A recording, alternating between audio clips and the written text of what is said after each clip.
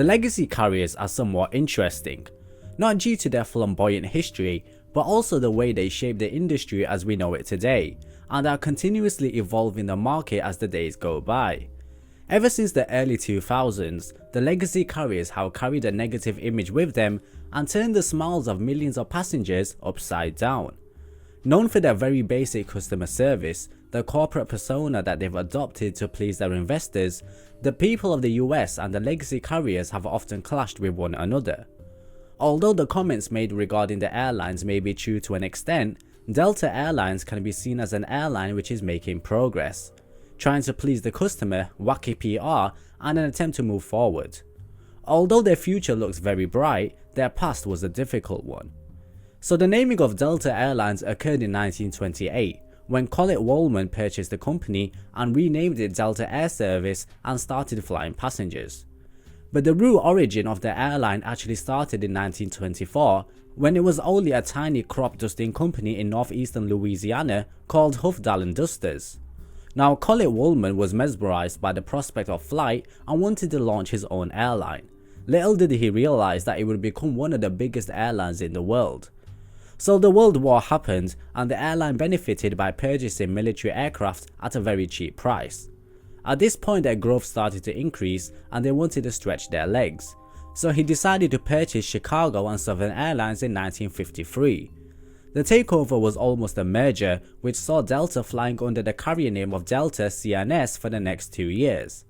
This was a great move for the airline because it provided them with their first international route. So they loved planes and they were growing, and to help with the increase of demand, they purchased new jet planes such as the DC-8s. This allowed the airline to start flying to Europe in the 1970s and across the Pacific to Australia in the 1980s.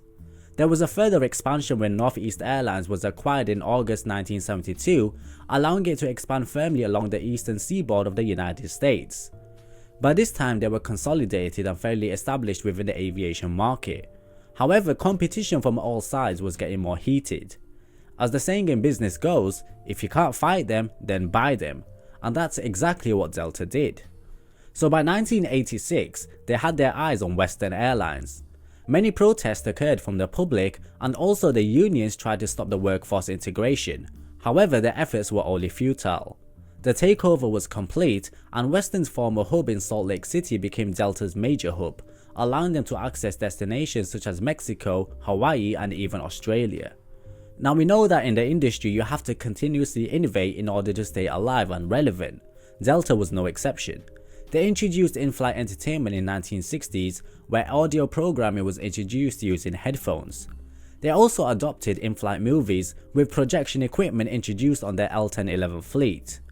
Also during the same time period, CRT monitors over the aisles were added to the 757 fleet, and they were also one of the first airlines to introduce an in-seat video system in 1999, which gained a lot of publicity on the early Boeing 777 aircraft.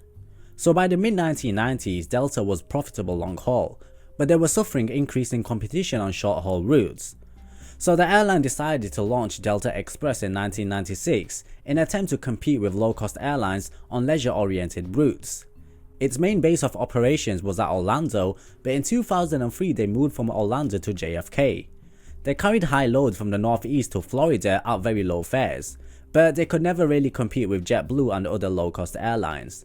Delta Express was replaced by Song, which was a new low-fare airline that Delta introduced, but that was also dismantled a few years later. So the years moved on and old habits die very hard, and it's time to buy another airline. Northwest Airlines was taken over by Delta in October 2008 to form the world's biggest airline during that time.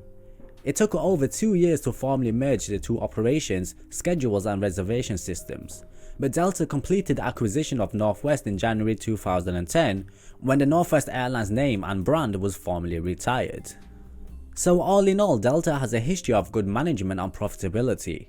In the early days they were very practical and always thought on their feet. They purchased new jets only when needed, they were aggressive, they avoided labour wars, they were continuously innovative, and most importantly, the global expansion of the airline in the post-war era elevated it to become one of the world's biggest airlines. Despite the difficulty that much of the industry finds itself in today and the continuing challenges of operating in a deregulated environment, Delta will continue to have an impact on many people around the world.